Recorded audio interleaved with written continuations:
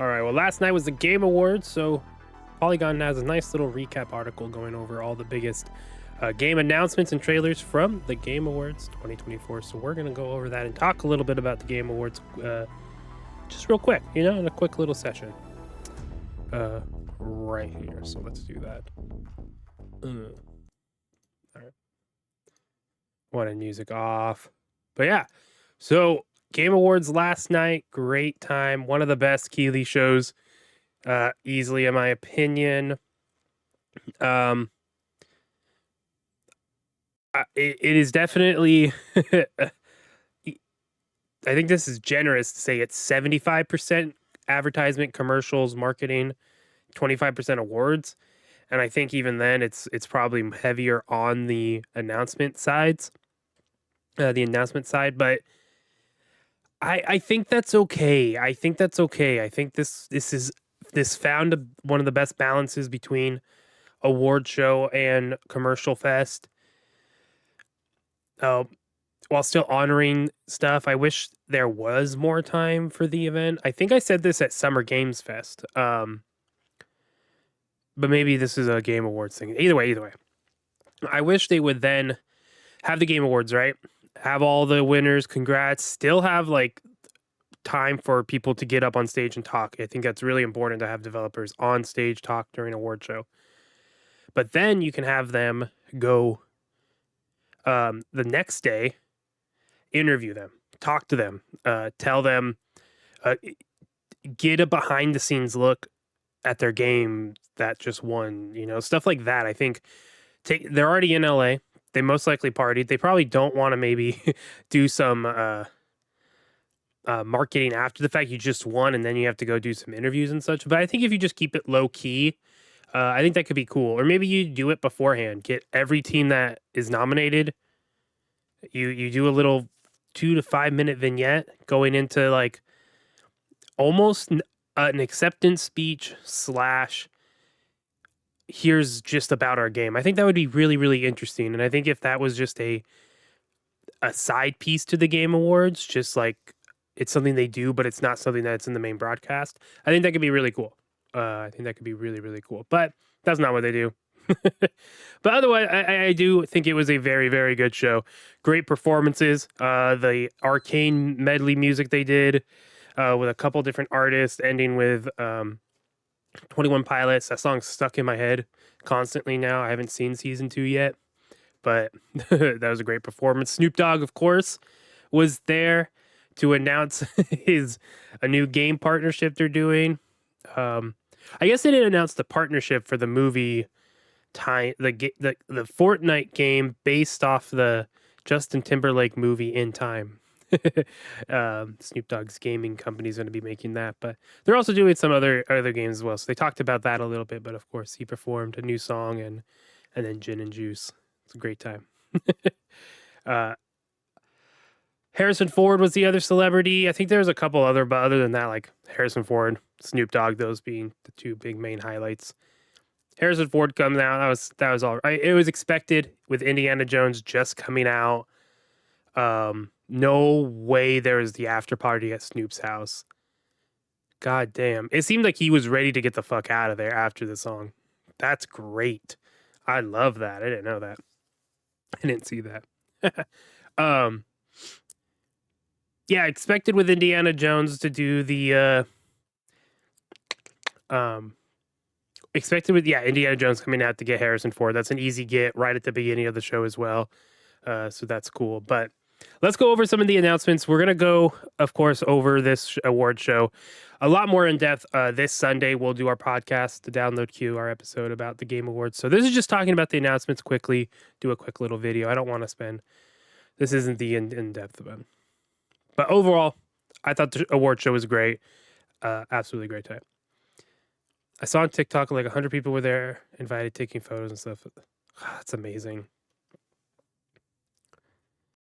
All right, so the last announcement that the Jeff Keighley got for the show, one of the biggest ones, of course, is Naughty Dog's new game, Intergalactic: The Heretic Project, revealed. I'm not going to do any trailer watches right now, but go watch this trailer. It's a sick-ass trailer with so much Uh, so much product placement. Oh my god, Porsche, Sony, of course, is in there. There's CDs and oh yeah, there's a lot of branding in this trailer. But the vibes are there. I have the song added to the playlist already. It's a great time. But let's read a little snippet here. The Last of Us, an Uncharted developer, Naughty Dog, returns with an all-new property, Intergalactic: The Heretic Project. Set thousands of years in the future, according to game's official description, Intergalactic will put players in the role of Jordan A. Munn, a bounty hunter who ends up stranded on Semperia, a distant planet whose communication with the outside universe went dark hundreds of years ago. Jordan will have to use all her wits and skills to see, if she hopes to be the first person in over 600 years to leave its orbit. Naughty Dog's new game, directed by Neil Druckmann, has been in development since 2020.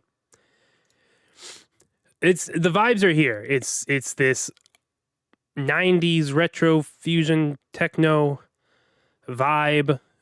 The end like PlayStation logo pops up. It's like the old classic logo with like this VHS stutter type distortion effect going on. It's like that vibe is right. It's great. It's such a solid aesthetic. I love that. It's kind of an offshoot of what the Concord aesthetic was in a way. It's kind of funny. But I haven't beat The Last of Us remastered. Haven't done 2. Watched the show. I haven't touched an Uncharted before. I've played through the Tomb Raider game. So like now they're not the same thing, I know that. But I get what the gameplay is. I've seen snippets and whatnot. But yeah, I haven't really been there for a Naughty Dog game, and they're just this studio that people talk about a lot and really hail as one of the best ever. And for me, I just haven't been there for those moments, and they haven't landed the one game I've played, right? So I am excited to see if this kind of hits with me. I'm excited to kind of follow the lead up to release on this one. So we'll see. I mean, I imagine it's a story-based narrative game here. Probably, I mean, the end of the trailer shows your main protagonist here, Jordan, jump up and kind of use that sword that they have on their back and swipe down. So it does look like to be a little more action-based combat as opposed to what The Last of Us was, which was a little more floaty range combat with the gun and some up-close stuff. So we'll see. If it's a little more quicker, a little more tighter on the controls, that could be really cool. So excited to see more on this.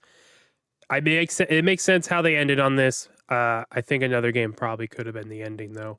But it's a new IP, so I get why this was the end there though. All right, next one. This was honestly the most surprising to me of the whole show.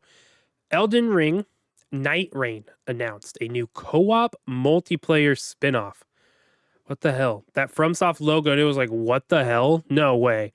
And it just kept playing. It was like, this is really, they got something coming out this year? From Software is returning to Elden Ring with a new cooperative multiplayer spin-off that's not Elden Ring 2, but something different. Night Ring will be released. So IGN had a snippet on what this game is. It is a 3-person, so it is in a parallel world. When in Elden Ring lore, when the shattering happens, stick with me. When the shattering happens, boom. This game now has a world, essentially. That's kind of how they described it. And then everything in Elden Ring, the story, the campaign, the DLC, right? That's in its own universe there. So it's doing its own thing, which I think is fine. I think they saw the success of the Elden Ring multiplayer mods and how many people like that and found a way to make Elden Ring multiplayer. But you get 3 people, so you and 2 other people, and you enter in each round, and it's a rotating thing. So your map rotates every time. It changes the landmarks and the whole situation, apparently. And then it has a Fortnite storm ring, essentially, where the map keeps getting smaller, just like Warzone and Fortnite, all those modes. And then once it gets small, that's the night. And then you'll have to fight like an Elden Ring style boss there, essentially, and that'll go on for 3 rounds, with the third one being the biggest one or something like that. So it's a very quick thing, but it sounds like loosely a roguelite, which is insane and interesting, but we'll see how this goes. A surprising announcement. In my opinion, I did not expect this at all. But hey, more Elden Ring, and we'll see how this one hits. And we'll see if it hits 2025. I'm excited to see gameplay and what that looks like for sure. But what a time. An Elden Ring spinoff there. So, chat saying Badlands right here. I'm so interested in this and people adapting to it. Yeah, it'll be interesting just to see it fleshed out, right? I think we can see how the description is like, all right, I see, makes sense. Okay. But yeah, we'll see what fully that is there. All right, man, the beginning of the show was insane because we got, what was the very first thing we got? What am I forgetting? What was the beginning of the show?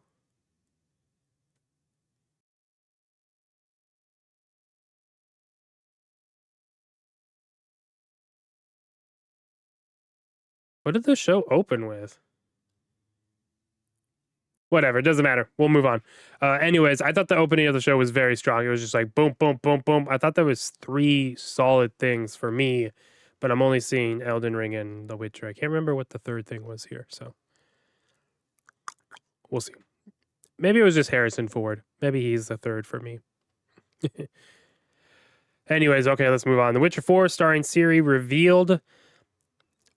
I mean, this crazy. One thing, when the game opened, of course, an unreleased NVIDIA GTX graphics card or RTX graphics card. It's like, oh, they got the new tech. They're announcing that. Not that I'm going to be able to get that anytime soon. I would love it. I would love to have the new series graphics card and to talk about that and to get into that stuff. That sounds amazing to give that type of reviews and tech stuff, but we're not there. And I'm not going to be able to afford a 5,000 series graphics card on release. Jesus, but that's what I'm assuming this is. But man, we're close. If this Witcher 3 or Witcher 4 trailer was rendered in that with that graphics card, it's cool. Great cinematic.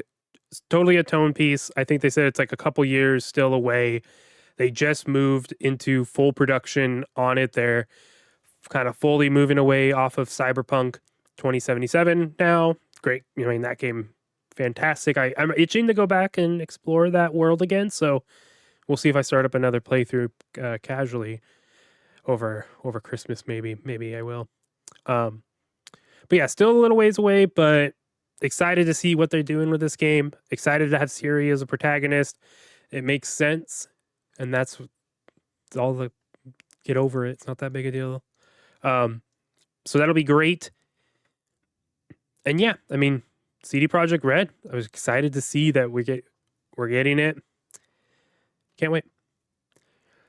All right, now we have Ico and Shadow of Colossus director Fumito Uedes. I'm mispronouncing that. I apologize. Next game teased. I'm not really fully sure about what this is. I haven't played any of these games. I hear right here. It looked interesting though. Interesting trailer. The countdown had me with it. So excited to see more of it. But I just don't have any hold on to those franchises or those games. Borderlands 4 gets its official release or first look. I have this didn't really do anything for me. It kind of was just like, oh, more Borderlands. All right. So we'll see if what they add, what they do to expand upon Borderlands, but I don't know. It's just that franchise just hasn't been for me. So that one didn't do anything for me. This one apparently is a huge announcement for some people. Okami is back, and so is Hideki Kamiya. Capcom is finally making a sequel to Okami, the 2006 action-adventure game inspired by The Legend of Zelda and Japanese folklore. In an even bigger surprise, Okami game director Hideki Kamiya, formerly of Platinum Games, is working on it at a new studio named Clovers, a sequel of sorts to the shuttered Clover Studio. Oh, that's interesting. All right, we got say it's huge. I'm excited to talk more about this specifically. Yeah, I Had no idea what this game is. I don't know anything about it. And this trailer was a tone piece. You know, it didn't show any gameplay or anything. So I just don't. I mean, it's a game inspired by The Legend of Zelda in Japanese folklore. So I can kind of go off from there gameplay wise. But excited to see more. I have not done this yet, but I do want to go back. I want to look up Okami and kind of just see what that is. So it'll been 20 years by the time it releases since Okami 1. Yeah. Yeah, it seems really random to me. It's just I don't think I've heard anyone talk about this game at all, and it seems like huge news. So this was like an odd one, but Jeff was real excited about this. Jeff was real excited about that one. So we got Pac-Man Goes Dark in Shadow Labyrinth. They're changing what Pac-Man is, kind of attached to the show Secret Level, their episode of Pac-Man. Haven't watched it yet. Those reviews really cooled me on watching Secret Level. I know there's episodes out. I haven't cared. So I got to give it a shot, though. Got to try it out. But that's kind of tied into what this game is. Interesting. Intrigued to see what this fully is. A little 2D action platformer now. So it's not even called Pac-Man. It's just Shadow Labyrinth. We'll see. All right. This one is... I like this one. The Outer Worlds 2 first gameplay reveal. Obsidian Entertainment offered a cheeky new look at next year's sequel to The Outer Worlds, promising an action-packed adventure in a new colony with an even newer crew and the newest graphics. The Outer Worlds 2 is out in 2025. Crazy. I love The Outer Worlds. It was just my first Obsidian game and my only. I haven't gone back and played any other game, but just a great little game. It's not huge. It's not like small by any means, but it's definitely on the smaller side, smaller in scope. Still, dialogue options. I felt like choices mattered. They were fun. Abilities, weapons, and such. Fun time. I really enjoyed my time with it, and the fact that they announced the sequel so soon after the first release, I was like, hell yeah, that's great. I'm very excited to see what they do with Outer Worlds 2. In the trailer, they do say like about 2 times as big, and I don't think you put that in a trailer if you don't mean that almost in a literal sense or directly in a literal sense, right? Maybe it's even bigger than that. So we'll see. But I hope it's not too north of like 30, 40 hours. I think that would be fine for this game. I don't want a 50, 60 hour thing.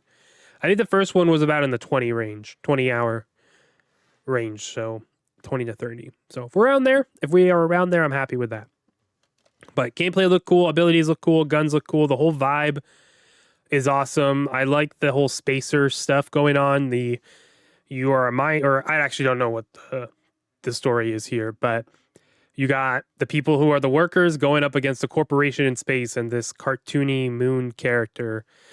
It's just it's a great little world they've built with Outer Worlds. So can't wait to jump into this in 2025, which is crazy because we also have Avowed coming from Obsidian Entertainment in February of 2025. So that is a double dose of Obsidian RPGs in 2025 if Outer Worlds does not slip. Of course, Avowed was supposed to come out this year, but they moved it. So like it would have been back-to-back years with Obsidian. So, hey, I don't think it's a problem. I like that. I hope it hits. I hope the game is just good at the end of the day. So if they need to take more time, that's fine, of course. Virtua Fighter 6 confirmed. I have no idea what this is, but there's 5 of these total, and there's a 6th one coming. Excited and happy for the people who this is for. Congrats. Apparently, Ryuga Gotoku took way too much brain power for some reason. Studios, they are apparently have been having a year. Once they announced this, my Twitter was just like kind of commenting like, holy shit, the studio's been going off, blah, blah, blah. So congrats. Welcome. Oh, they also announced Project Century. That is true. That's it. Yeah, they teased 2 games back to back, which is something else. All right, now former Game of the Year winners. All right, hold on. Got chat talking about the last game. our friend over there. I got words on Virtua Fighter because RGG isn't the usual dev. Ooh, okay. We're going to have some great conversation then on Sunday about that. All right, make sure you go listen to the podcast if you're listening to this after the fact. Anyways, let's go on. All right, Split Fiction from former Game of the Year winner It Takes Two developers and developers of A Way Out. Two games I have started and have not beaten. It's really sad. We love them. Me and my wife love them. They're great. We just haven't beat them. So we got to go back. But Hazelight Studio had taken an even more ambitious stab at the two-player co-op adventure genre with Split Fiction. These games are great. Well, I mean, It Takes Two wins the Game of the Year, but I love that this is a built from the ground up two-player co-op adventure, couch co-op or online co-op. And if you buy, this is the best part. If you buy a copy, you get a free copy for a friend online, so that person can join for free. So you both don't have to buy a copy to play online together, a game that is designed for two people. It's really nice. It's a simple, very simple thing, but it's very easy for studios not to do that. So it's good that they do. It's very good. But yeah, so this is something definitely worth picking up. Definitely going to be picking this up. I do think it's an EA original, right? That's the program is fairly solid. They got some great games coming out of there. So excited to see more of this for sure. Capcom has been having a crazy year to me, but Capcom teases a new Onimusha game. Congratulations. Samurai Action Series will return with Onimusha Way of the Sword in 2026. Jesus, that's crazy. It's already 2025 is like a month away, less. Oh, that's insane. All right, that'll make it 20 years. Wow, a lot of 20-year-old franchises coming back. 20 years since the last new mainline entry in the franchise, Dawn of Dreams. The new Onimusha game will be set in Kyoto during the early Edo period, where the city has been transformed by the nefarious malice with monstrous enemies known as Genma stalking the area around. Sick. I don't know anything about this franchise at all, but this trailer was cool. I'm excited. Again, I'm excited for it to, show it off a little more, see some gameplay, convince me of why I need to be like hyped for it, because I just don't know it. But cool. We got Sonic Racing. This was a pretty short trailer, but I like the idea of Cross Worlds. I wonder what they're going to do with this. So we have Sonic Racing Cross Worlds. Hey, if you can where are you going? Cross Worlds, where are you going? Right? What worlds are you going to? That's going to be the fun of this racing game, but we'll have to see what that means. I feel, okay, so we have another one. We got Mafia: The Old Country gets a new narrative trailer. I've never touched the Mafia franchise. This looks good. Like the visuals of it looks phenomenal. A lot of the games they showed off look so good. It's crazy where we're at. But yeah, I just haven't touched it, so I probably won't either. But yeah, again, hey, cool visuals. We got a new Turok. This one coming out of Saber Interactive. Brand new entry in the dinosaur battling action shooter series. Turok Warriors players will battle in co-op or single-player combat and harvest enemies' DNA to power themselves up to unravel mysteries that hold the key to saving humanity. All right. Turok Origins. Cool. I remember playing like a Turok game on a Game Boy, on a friend's game, something like that somewhere. This one is interesting, but like Saber and Universal, I was surprised. I didn't realize Universal was involved with Turok. They own the property or IP. So we'll see. That's cool, I guess.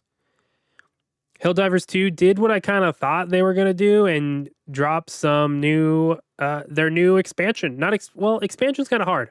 Their new update, but not only is it just an update, but it's a whole new enemy race, which is so cool. The Illuminates come to Helldivers 2. The Illuminate civilization returns in a new update for Helldivers 2 in the new Omens of Tyranny update. So yeah, new enemies, you got new rideable vehicles, and you are in like streets and shit. And like even the trailer right here, it's like a War of the Worlds style alien thing. I can't wait to jump into it, but I'm taking a pause from PS Plus. I should have bought Helldivers on Steam. Then I wouldn't have had to pay to use multiplayer service. You can't play multiplayer unless you pay them. It's the stupidest thing. I'm over it. Anyways, excited to play it eventually. Ninja Gaiden. Ragebound coming from Blasphemous Devs. I don't know anything about that. I don't have an opinion. We're moving on. Final Fantasy VII Rebirth coming to PC. What is the length of that exclusivity deal on console?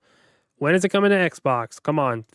Those Square Enix those people have been like, yeah, we did not make money and we wish we were on other platforms. They've just been straight up just complaining about it. So I expect it at some point, but how long? What is that deal?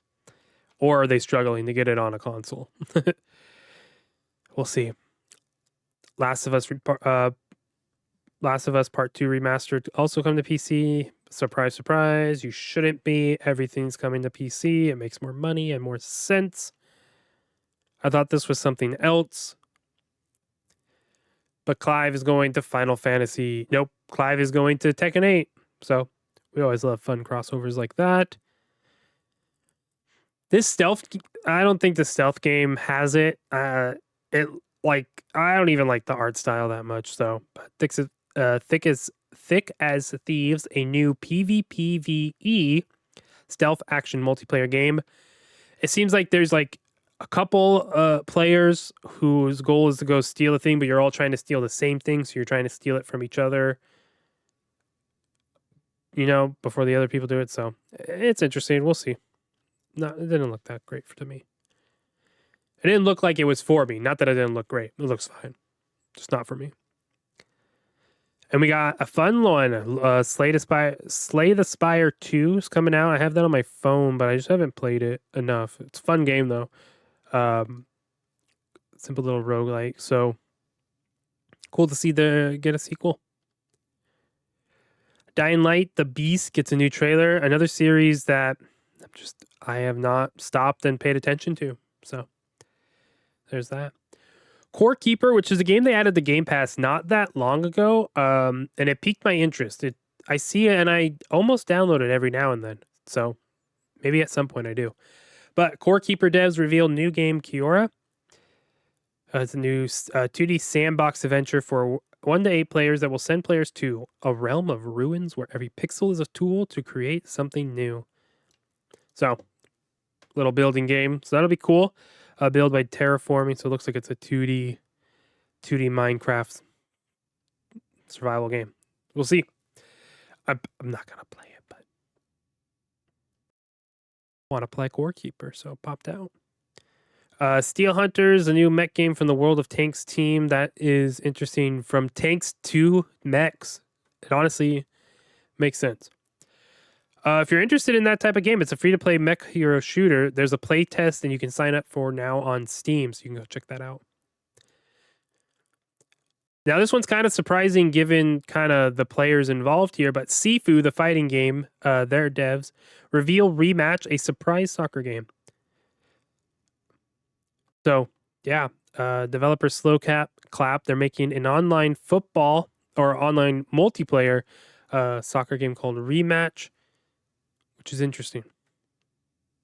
So, I think that's a surprise going from a fighting game to soccer, but I'm excited to see what it is. I think clearly this is something they want to do, but I think studios kind of should kind of jump genres like that a little more. I think that's kind of fun. Overcooked creators give us Stage Fright, Overcooked, and Overcooked 2. Great games, great couch co-op games. So this was an intriguing little thing. I liked this whole showcase they did for the Game Awards. Thought that was fun. Superhero workplace comedy Dispatch announced. This should be fun. This was fun with Aaron Paul and Laura Bailey. They were fun on stage together. Had a ton of chemistry. ton of chemistry coming out of them. But great voice cast. Alana Pierce is also part of this one. So excited to see what this fully is. We got a racing game, Experts Milestone, Revive Screamer. I don't really know much about Screamer, but congrats for bringing it back. We had a weird, like, Russo brothers announcing the first Berserker Kazan. That was really weird. But yeah, I mean, interesting. It was supervised by the Russo brothers. What a weird thing to get your game sold, in my opinion. Whatever. But what an awful place to end that on.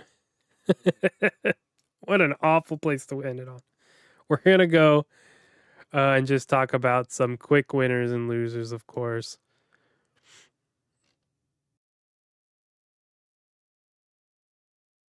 Oh, man, this is not the article we want.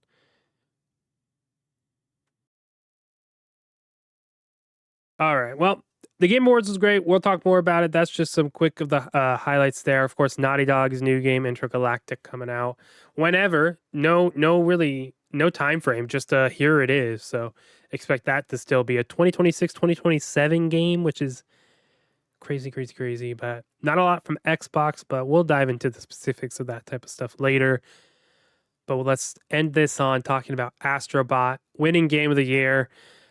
I'm not surprised by it. I have not played it. I have my PlayStation 5 right there, and I can play Astro's Playroom, and I just have not even touched that. It's just not something that interests me, but I probably should give it a shot. And then I should give Astrobot, the game, a shot as well. But yeah, I mean, hey, it's fun. People describe it as just a joy to play, and I think that's... Like, here we go. Let's read this last sentence here. Impeccably polished, infectiously joyful, and 100% uncontroversial, Astrobot was the one 2024 game everyone could agree on. Interesting.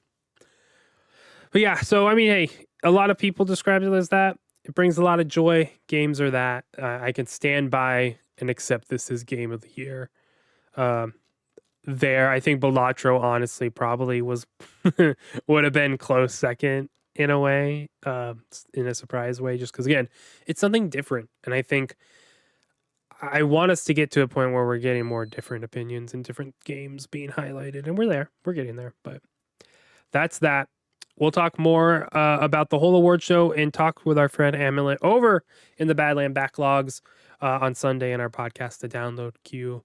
And we'll talk about Dragon Age the Veilguard, give our full review. I'm excited to finally rip the Band-Aid off of this and discuss that game. So we'll get there, but that is that. If you're watching on YouTube, thanks for hanging out. Make sure you like the video, subscribe to the channel, stay up to date, and check us out on Twitch, where you can catch all this live.